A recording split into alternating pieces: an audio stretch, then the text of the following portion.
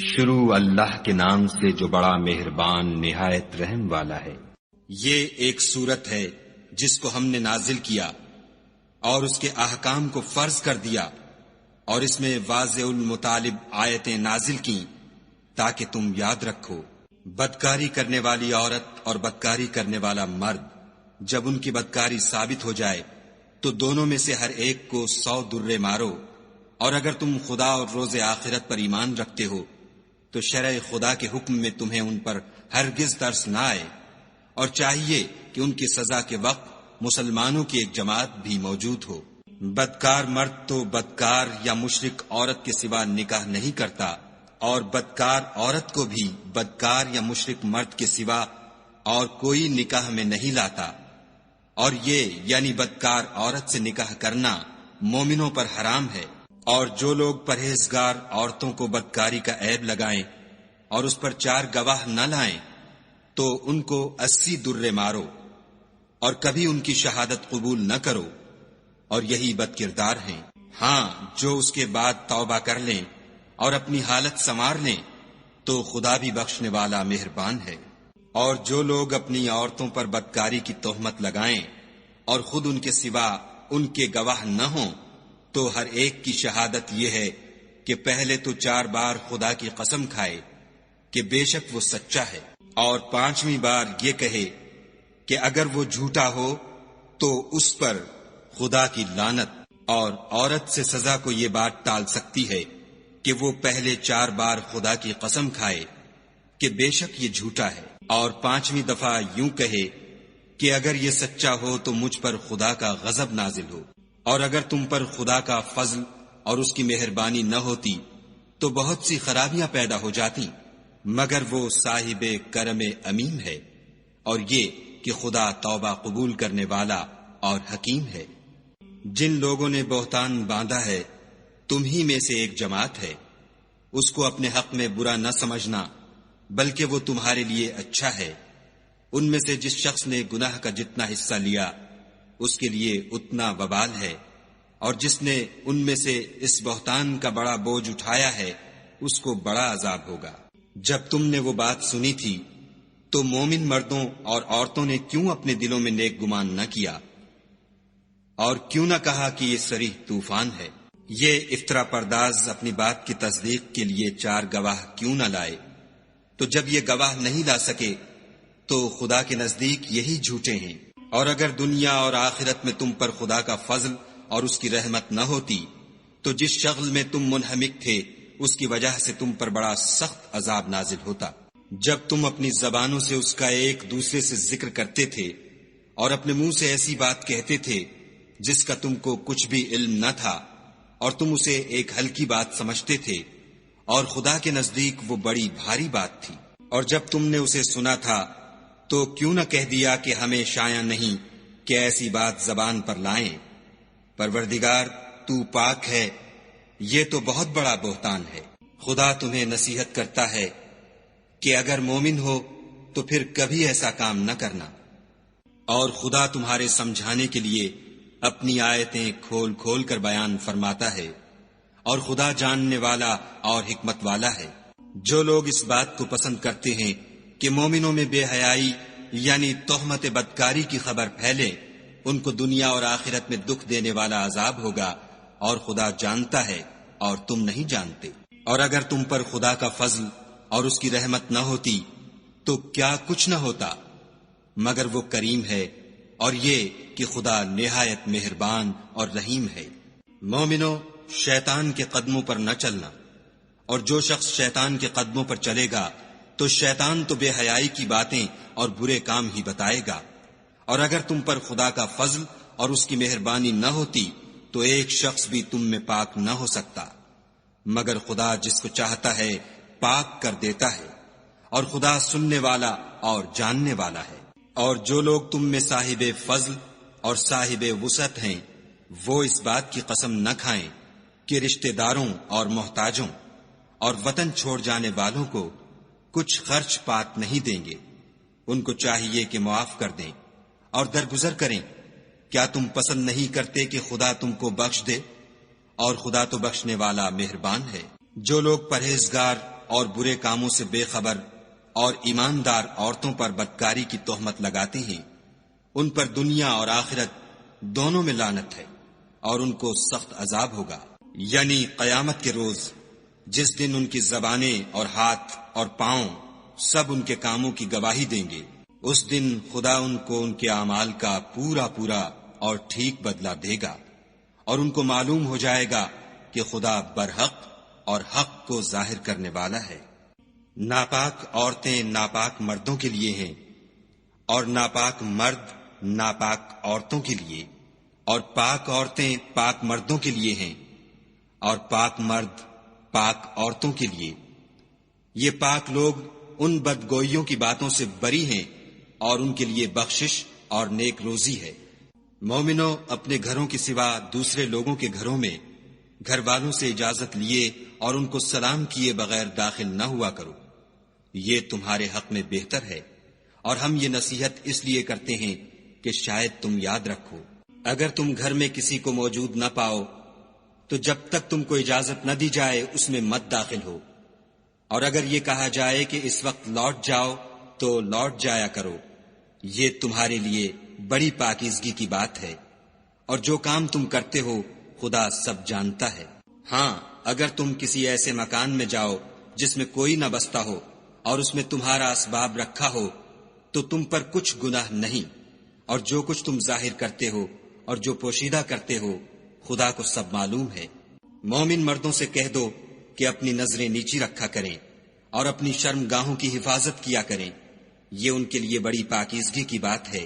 اور جو کام یہ کرتے ہیں خدا ان سے خبردار ہے۔ اور مومن عورتوں سے بھی کہہ دو کہ وہ بھی اپنی نگاہیں نیچی رکھا کریں اور اپنی شرم گاہوں کی حفاظت کیا کریں، اور اپنی آرائش یعنی زیور کے مقامات کو ظاہر نہ ہونے دیا کریں مگر جو اس میں سے کھلا رہتا ہو، اور اپنے سینوں پر اوڑھنیاں اوڑھے رہا کریں، اور اپنے خامند اور باپ اور خسر اور بیٹوں اور خامند کے بیٹوں اور بھائیوں اور بھتیجوں اور بھانجوں اور اپنی ہی قسم کی عورتوں اور لونڈی غلاموں کے سوا نیز ان خدام کے جو عورتوں کی خواہش نہ رکھیں، یا ایسے لڑکوں کے جو عورتوں کے پردے کی چیزوں سے واقف نہ ہوں، غرض ان لوگوں کے سوا کسی پر اپنی زینت اور سنگار کے مقامات کو ظاہر نہ ہونے دیں، اور اپنے پاؤں ایسے طور سے زمین پر نہ ماریں کہ جھنکار کانوں میں پہنچے اور ان کا پوشیدہ زیور معلوم ہو جائے۔ اور مومنوں، سب خدا کے آگے توبہ کرو تاکہ فلاح پاؤ، اور اپنی قوم کی بیوہ عورتوں کے نکاح کر دیا کرو، اور اپنے غلاموں اور لونڈیوں کے بھی جو نیک ہوں نکاح کر دیا کرو۔ اگر وہ مفلس ہوں گے تو خدا ان کو اپنے فضل سے خوشحال کر دے گا، اور خدا بہت وسعت والا اور سب کچھ جاننے والا ہے۔ اور جن کو بیاہ کا مقدور نہ ہو وہ پاک دامنی کو اختیار کیے رہیں یہاں تک کہ خدا ان کو اپنے فضل سے غنی کر دے۔ اور جو غلام تم سے مکاتبت چاہیں، اگر تم ان میں صلاحیت اور نیکی پاؤ تو ان سے مکاتبت کر لو، اور خدا نے جو مال تم کو بخشا ہے اس میں سے ان کو بھی دو۔ اور اپنی لونڈیوں کو اگر وہ پاک دامن رہنا چاہیں تو بے شرمی سے دنیاوی زندگی کے فوائد حاصل کرنے کے لیے بدکاری پر مجبور نہ کرنا، اور جو ان کو مجبور کرے گا تو ان بیچاریوں کے مجبور کیے جانے کے بعد خدا بخشنے والا مہربان ہے۔ اور ہم نے تمہاری طرف روشن آیتیں نازل کی ہیں، اور جو لوگ تم سے پہلے گزر چکے ہیں ان کی خبریں اور پرہیزگاروں کے لیے نصیحت۔ خدا آسمانوں اور زمین کا نور ہے، اس کے نور کی مثال ایسی ہے کہ گویا ایک طاق ہے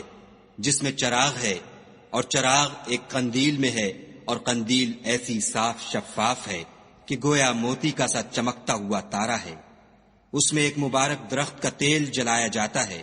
یعنی زیتون، کہ نہ مشرق کی طرف ہے نہ مغرب کی طرف۔ ایسا معلوم ہوتا ہے کہ اس کا تیل خواہ آگ اسے نہ بھی چھوئے جلنے کو تیار ہے۔ بڑی روشنی پر روشنی ہو رہی ہے۔ خدا اپنے نور سے جس کو چاہتا ہے سیدھی راہ دکھاتا ہے۔ اور خدا جو مثالیں بیان فرماتا ہے تو لوگوں کے سمجھانے کے لیے،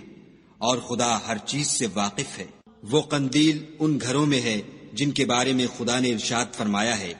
کہ بلند کیے جائیں، اور وہاں خدا کے نام کا ذکر کیا جائے، اور ان میں صبح و شام اس کی تسبیح کرتے رہیں۔ یعنی ایسے لوگ جن کو خدا کے ذکر اور نماز پڑھنے اور زکوٰۃ دینے سے نہ سوداگری غافل کرتی ہے نہ خرید و فروخت۔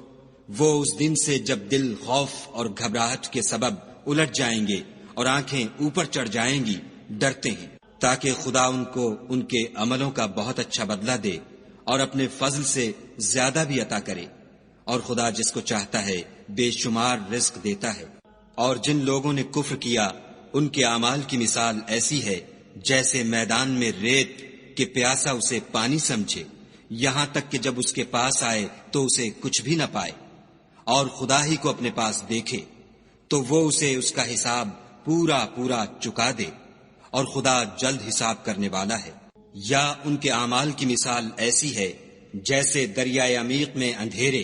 جس پر لہر چڑھی چلی آتی ہو، اور اس کے اوپر اور لہر آ رہی ہو، اور اس کے اوپر بادل ہو، غرض اندھیرے ہی اندھیرے ہوں، ایک پر ایک چھایا ہوا، جب اپنا ہاتھ نکالے تو کچھ نہ دیکھ سکے، اور جس کو خدا روشنی نہ دے اس کو کہیں بھی روشنی نہیں مل سکتی۔ کیا تم نے نہیں دیکھا کہ جو لوگ آسمانوں اور زمین میں ہیں خدا کی تسبیح کرتے رہتے ہیں، اور پر پھیلائے ہوئے جانور بھی، اور سب اپنی نماز اور تسبیح کے طریقے سے واقف ہیں،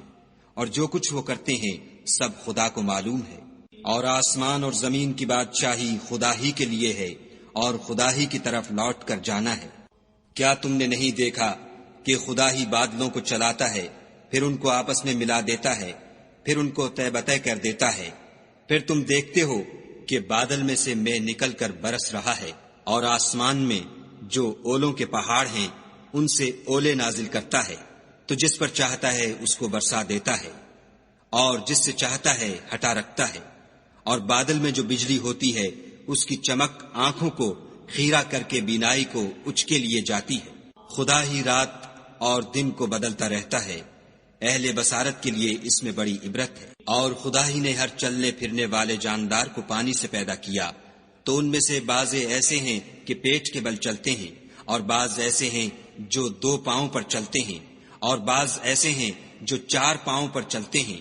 خدا جو چاہتا ہے پیدا کرتا ہے، بے شک خدا ہر چیز پر قادر ہے۔ ہم ہی نے روشن آیتیں نازل کی ہیں، اور خدا جس کو چاہتا ہے سیدھے رستے کی طرف ہدایت کرتا ہے۔ اور بعض لوگ کہتے ہیں کہ ہم خدا پر اور رسول پر ایمان لائے اور ان کا حکم مان لیا، پھر اس کے بعد ان میں سے ایک فرقہ پھر جاتا ہے، اور یہ لوگ صاحب ایمان ہی نہیں ہیں۔ اور جب ان کو خدا اور اس کے رسول کی طرف بلایا جاتا ہے تاکہ رسول خدا ان کا قضیہ چکا دیں، تو ان میں سے ایک فرقہ منہ پھیر لیتا ہے، اور اگر معاملہ حق ہو اور ان کو پہنچتا ہو تو ان کی طرف مطیع ہو کر چلے آتے ہیں۔ کیا ان کے دلوں میں بیماری ہے، یا یہ شک میں ہیں، یا ان کو یہ خوف ہے کہ خدا اور اس کا رسول ان کے حق میں ظلم کریں گے؟ نہیں، بلکہ یہ خود ظالم ہیں۔ مومنوں کی تو یہ بات ہے کہ جب خدا اور اس کے رسول کی طرف بلائے جائیں تاکہ وہ ان میں فیصلہ کریں تو کہیں کہ ہم نے حکم سن لیا اور مان لیا،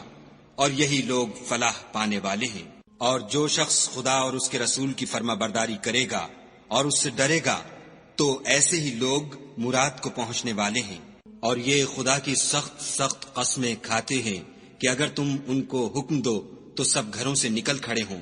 کہہ دو کہ قسمیں مت کھاؤ، پسندیدہ فرما برداری درکار ہے، بے شک خدا تمہارے سب اعمال سے خبردار ہے۔ کہہ دو کہ خدا کی فرما برداری کرو اور رسول خدا کے حکم پر چلو۔ اگر منہ موڑو گے تو رسول پر اس چیز کا ادا کرنا ہے جو ان کے ذمے ہے، اور تم پر اس چیز کا ادا کرنا ہے جو تمہارے ذمے ہے، اور اگر تم ان کے فرمان پر چلو گے تو سیدھا رستہ پالو گے۔ اور رسول کے ذمے تو صاف صاف احکام خدا کا پہنچا دینا ہے۔ جو لوگ تم میں سے ایمان لائے اور نیک کام کرتے رہے ان سے خدا کا وعدہ ہے کہ ان کو ملک کا حاکم بنا دے گا جیسا ان سے پہلے لوگوں کو حاکم بنایا تھا، اور ان کے دین کو جسے اس نے ان کے لیے پسند کیا ہے مستحکم و پائیدار کرے گا، اور خوف کے بعد ان کو امن بخشے گا۔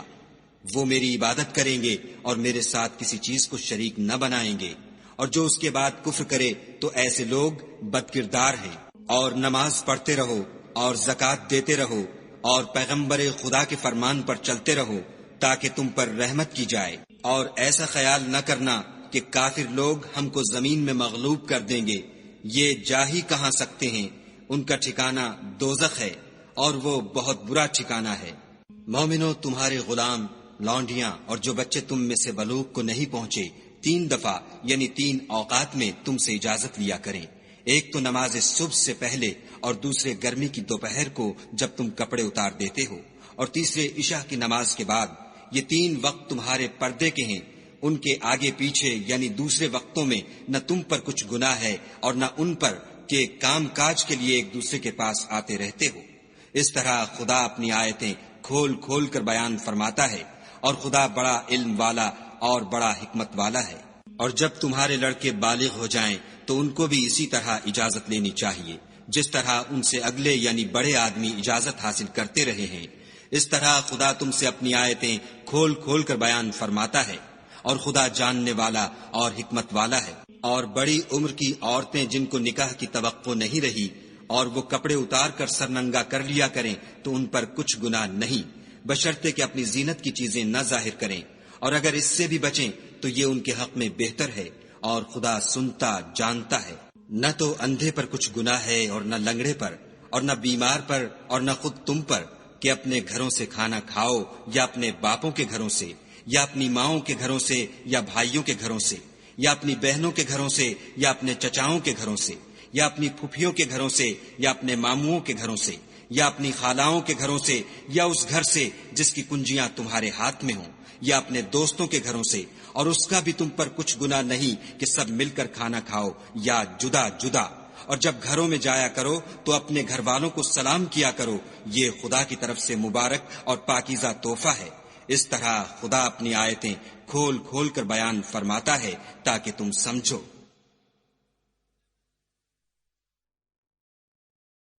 مومن تو وہ ہیں جو خدا پر اور اس کے رسول پر ایمان لائے، اور جب کبھی ایسے کام کے لیے جو جمع ہو کر کرنے کا ہو پیغمبر خدا کے پاس جمع ہوں تو ان سے اجازت لیے بغیر چلے نہیں جاتے۔ اے پیغمبر صلی اللہ علیہ وآلہ وسلم، جو لوگ تم سے اجازت حاصل کرتے ہیں وہی خدا پر اور اس کے رسول پر ایمان رکھتے ہیں۔ سو جب یہ لوگ تم سے کسی کام کے لیے اجازت مانگا کریں تو ان میں سے جسے چاہا کرو اجازت دے دیا کرو، اور ان کے لیے خدا سے بخشش مانگا کرو۔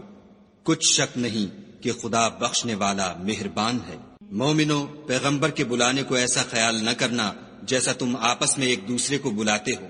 بے شک خدا کو وہ لوگ معلوم ہیں جو تم میں سے آنکھ بچا کر چل دیتے ہیں۔